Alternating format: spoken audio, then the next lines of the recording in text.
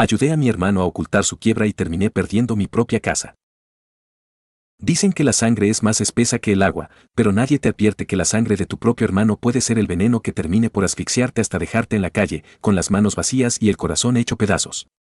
Mi nombre es Alberto y durante toda mi vida cargué con el estigma de ser el hermano mayor responsable, ese que debía sacrificarse para que el menor, el consentido, pudiera brillar sin obstáculos. Crecí escuchando a mi madre decir que Luis era especial, que él necesitaba un empujón extra porque el mundo era demasiado duro para su espíritu sensible. Yo, en cambio, era el fuerte, el que no necesitaba abrazos porque tenía un empleo estable y una casa propia que pagué con 20 años de privaciones. Pero esa fortaleza fue mi perdición. Esta es la confesión de cómo un acto de lealtad ciega y un documento firmado sin leer la letra pequeña me arrebataron el techo que juré proteger, mientras mi propio hermano celebraba mi ruina con champaña en el otro lado del mundo. Luis siempre fue el arquitecto de sus propios desastres y yo, por desgracia, fui el obrero que siempre se encargó de recoger los escombros. Cuando decidió abrir su negocio de comida gourmet, todos en la familia celebramos su emprendimiento, aunque sabíamos que Luis nunca había sido bueno administrando ni siquiera su propia billetera. Mi madre me llamó llorando: Alberto, hijo, ayúdalo con los consejos contables, tú sabes que él es joven y tiene muchas ilusiones. Luis alquiló el local más caro de la ciudad, compró equipo que no necesitaba y se rodeó de amigos que solo estaban allí para las degustaciones gratuitas. 3 años después, el castillo de naipes empezó a tambalearse. Las deudas con proveedores, los impuestos atrasados y las rentas sin pagar se convirtieron en una avalancha que amenazaba con sepultarlo. Pero en lugar de enfrentar la realidad, Luis vino a buscarme con su mejor máscara de víctima. Recuerdo perfectamente la tarde en que llegó a mi casa. Se veía demacrado, con ojeras profundas y las manos temblorosas.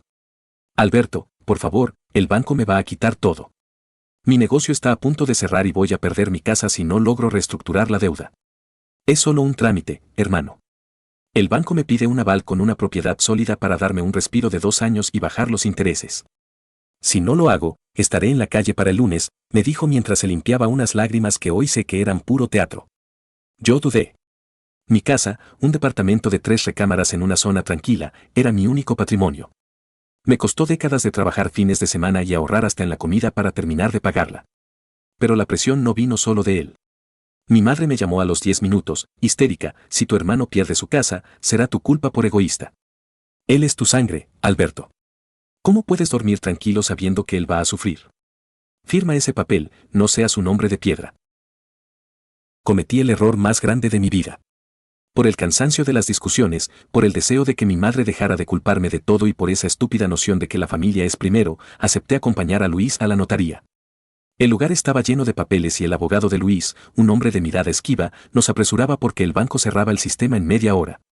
Luis me puso los documentos frente a mí. Solo es el aval para la reestructuración del crédito comercial, no te preocupes, yo pagaré cada centavo, me juró. Yo, confiando en su palabra y presionado por el tiempo, firmé sin leer las cláusulas detalladas en las últimas páginas. No vi que no estaba firmando como un aval simple, estaba firmando un crédito personal directo con garantía hipotecaria sobre mi propiedad, donde el dinero se depositaba en una cuenta que Luis controlaba plenamente. Le entregué la llave de mi seguridad a un hombre que no sabía lo que era la responsabilidad. Las primeras semanas después de la firma fueron extrañamente tranquilas. Luis me decía que el negocio estaba mejorando y que los pagos estaban al corriente. Incluso me invitó a cenar un par de veces para agradecerme. Pero de pronto, Luis dejó de contestar mis llamadas. Su negocio, que supuestamente estaba floreciendo, cerró de la noche a la mañana con un letrero de se renta. Fui a buscarlo a su casa, pero los vecinos me dijeron que no lo habían visto en días. Mi madre, extrañamente, tampoco sabía nada, o eso es lo que ella decía con una calma que me empezó a dar sospechas. Seguro se fue a un retiro para manejar el estrés. Alberto, no seas tan controlador, me decía ella mientras tejía en su sillón. El balde de agua fría me cayó un martes por la mañana. Estaba desayunando cuando escuché golpes fuertes en mi puerta principal. Al abrir, me encontré con 2 hombres trajeados y un oficial de policía. Señor Alberto Mendoza, traemos una notificación de ejecución de embargo precautorio. La deuda del crédito personal número tal tiene 4 meses de retraso y la garantía hipotecaria sobre este inmueble ha sido activada, dijo el actuario con una frialdad que me dejó sin aire. Intenté explicarles que yo solo era el aval, que el negocio era de mi hermano, pero al revisar mi copia de los documentos con mi abogado esa misma tarde, la realidad me golpeó con la fuerza de un mazo. Luis no usó el dinero para salvar su negocio, Luis usó mi casa para sacar un préstamo de libre disponibilidad de $100,000. No hubo reestructuración, hubo un saqueo planificado. Entré en un estado de pánico absoluto. Intenté rastrear a Luis por todas partes. Al entrar a su perfil de Facebook, que él tenía bloqueado para mí pero que un amigo me permitió ver, descubrí la verdad más dolorosa de todas. Luis no estaba en ningún retiro por estrés. Había fotos de él en París, brindando frente a la Torre Eiffel con su nueva novia, luciendo ropa de diseñador y presumiendo un viaje de lujo por toda Europa que, según sus publicaciones, era el premio a años de esfuerzo y por fin haberme liberado de las cargas. El dinero de mi casa, el sudor de mis 20 años de trabajo, estaba siendo gastado en cenas caras y hoteles de 5 estrellas en Francia mientras yo recibía la orden de desalojo. Fui a casa de mi madre, con las pruebas en la mano, gritando de rabia y dolor. ¿Sabías esto? Luis me robó la casa para irse a Europa. Me van a quitar todo, mamá, le grité mientras le mostraba las fotos. Pero lo que recibí de ella fue la traición final. Mi madre se limitó a suspirar y a mirarme con esa condescendencia que siempre usó para protegerme de la realidad de su favoritismo. Alberto, no seas dramático. Luis es joven y necesitaba un respiro. Tú ya eres un hombre hecho y derecho, tú puedes volver a empezar, tienes talento. Pero tu hermano necesitaba vivir, conocer el mundo. Además, él me prometió que cuando regrese buscará un buen trabajo y te ayudará. Debes perdonarlo, es tu hermano menor y la familia debe sacrificarse unos por otros. En ese momento, entendí que en esa casa nunca fui un hijo, fui una póliza de seguro para los caprichos de Luis. El proceso legal fue un descenso lento al infierno.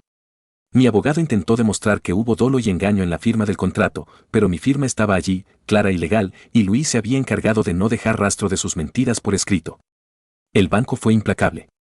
En 6 meses, perdí la batalla. Recuerdo el día que tuve que entregar las llaves de mi casa, la que pinté con mis propias manos, la que decoré con cada detalle que soñé. Ver cómo sacaban mis muebles a un camión de mudanza mientras los vecinos miraban con lástima fue la humillación más grande de mi vida. Me quedé solo en la banqueta, con un par de maletas y una deuda remanente que todavía tendría que pagar porque el valor de la subasta no cubrió el total de los intereses acumulados por la negligencia de Luis. Intenté llamar a Luis una última vez para suplicarle que vendiera sus cosas, que hiciera algo para ayudarme. Me contestó el teléfono desde un restaurante en Italia. Alberto, ya deja de molestar. Eres un amargado. El dinero va y viene, hermano.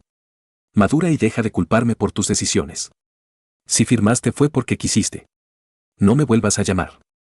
Y me bloqueó de todas partes. Mi propio hermano, al que cuidé cuando era niño, al que defendí de los bravucones y al que le di mis ahorros más de una vez, me desechó como si fuera basura en cuanto ya no le servía para financiar sus lujos. Hoy, tengo 45 años y vivo en un departamento minúsculo, un cuarto de servicio que rento en una zona ruidosa y gris de la ciudad. He tenido que empezar de cero, trabajando en 2 empleos para poder pagar la renta y la deuda que aún me persigue. Mi salud se ha deteriorado por el estrés y la tristeza, y a veces, por las noches, me despierto llorando al recordar el olor de mi antigua casa y la calidez de mi hogar perdido. Mi madre me sigue llamando para pedirme dinero para sus medicinas, pero ahora sé que ese dinero termina en la cuenta de Luis para que él pueda seguir pagando su estilo de vida en la ciudad, donde regresó hace poco pero vive escondido para no darme la cara. He cortado lazos con todos. No asisto a las reuniones familiares, no contesto los mensajes de mis tíos que me piden que perdone y olvide. He aprendido que la lealtad tiene un límite y que ese límite es el respeto propio. Fui el buen hermano y terminé en la ruina. Si pudiera volver atrás, habría dejado que Luis enfrentara sus consecuencias solo, aunque mi madre me hubiera odiado por ello. El odio de una madre parcial duele, pero vivir en la calle por la traición de un hermano es una herida que nunca cicatriza.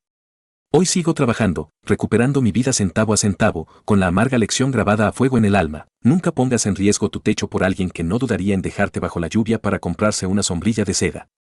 La familia también puede ser tu peor enemigo, y la sangre no es excusa para la estafa. ¿Tú qué habrías hecho? ¿Alguna vez un familiar te traicionó por dinero, herencia o un secreto? Hay historias que duelen, pero también historias que te recuerdan que la vida siempre da vueltas. Síguenos para más relatos que sanan el alma.